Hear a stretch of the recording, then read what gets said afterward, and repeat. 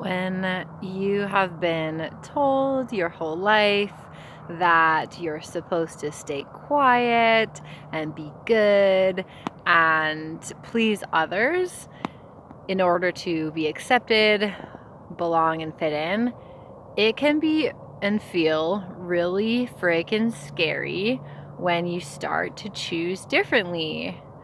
For example, when you start to choose that you are powerful, you always were, or you start to choose that you are worthy of love no matter what, and that you get to feel joy and experience aliveness without having to earn it or without having to prove yourself, that you just get to have that and be that.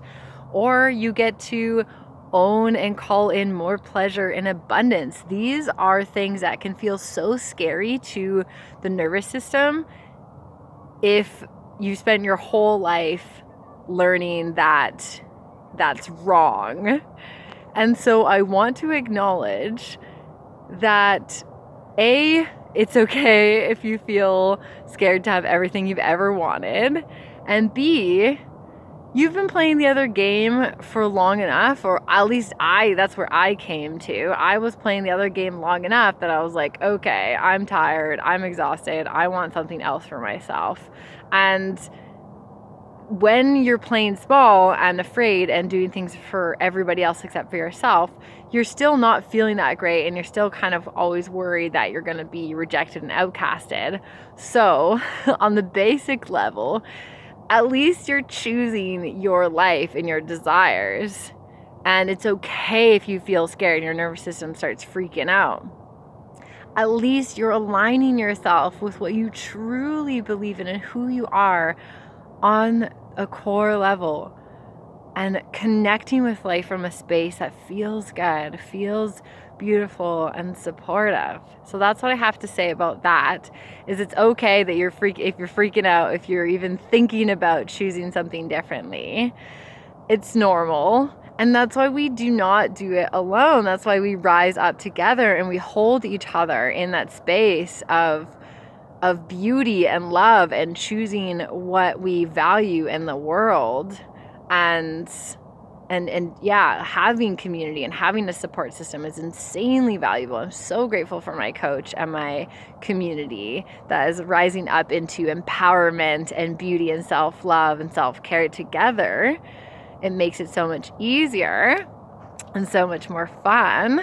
And my clients feel the exact same way, just having me remind them that it's okay to want to feel good, that they 100% get to feel good and have the life that they desire and not feel guilty about it. And so to have that reminder is insanely priceless. And then one thing that I go back to over and over again is having my inner North Star. And this just came up with my client today. Just having a place to come back to when things feel scary or overwhelming or confusing, and you're just like, oh my God, do I even want to do this? It's so much safer to be scared and have half the amount of love that I know that I can have. It's I'm just going to go back into that space where it was a little bit less scary when I wasn't actually following my truths, right? So what I come back to over and over and over again in those moments is, for me, it's love. It's love. It's Mother Nature, Mother Earth, and a sense of divinity and spirit connection within myself. Those are things that I can come back to over and over and over again when I get confused or scared. And from that place, then I can remind myself that all of these things that I desire are so worthy, are so valuable, and so important, and that I get to have this because I get to be love, and I believe in love. So I highly recommend just tuning in with yourself. What is your unwavering space that you can go back to for truth when things feel confusing or scary? Is it love for you? Is it acceptance? Is it universal truth? Is it consciousness? And have that space for yourself that you can go back to, that lives inside of you, or that you can feel inside of you. Like, I'll show you where I am right now. Like, this is it for me. This is it. Like, this to me is divinity. This is beauty. There's like this beautiful sunset that is pink and this like beautiful lake. It's just pure beauty. And I would never come to this lake and say like, oh, you suck, you're not good enough. It's just already beautiful and perfect, and it doesn't need to prove itself. So I have that as a mirror to go back to when I maybe get scared, or I share this with my clients, like if they get scared, like, is it even worth it? Maybe I'd rather go back to before. And, you know, to have that inner North Star, that inner guide that you can go back to, because sometimes on this path of choosing truth and love and aliveness and empowerment, you know, things will change. You might hang out with different people. You might lose some people along the way.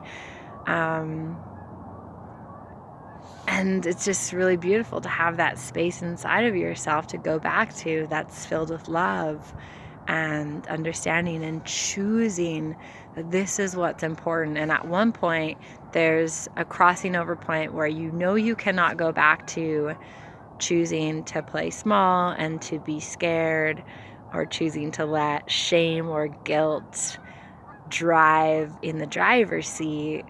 You eventually cross over that point and you're like, okay, I can't go back because I don't believe in that. I believe in, oh, there's some geese flying above. I believe in love. I believe in sovereignty for all beings. And, oh my God, I'm just getting distracted by all the beauty. Oh, so good. Anyways, sending you love. You've got this. Choose what you want to choose. Live the life that feels good to you.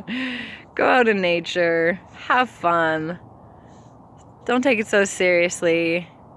If you notice you're taking it so seriously, maybe take a step back. Come back into play. Come back into pleasure. Come back into joy. Just come back into your body. Come back into your heart. Let your body know that it's safe, that it gets to have the life that feels good for it. And find your inner North Star. Sending you love wherever you are.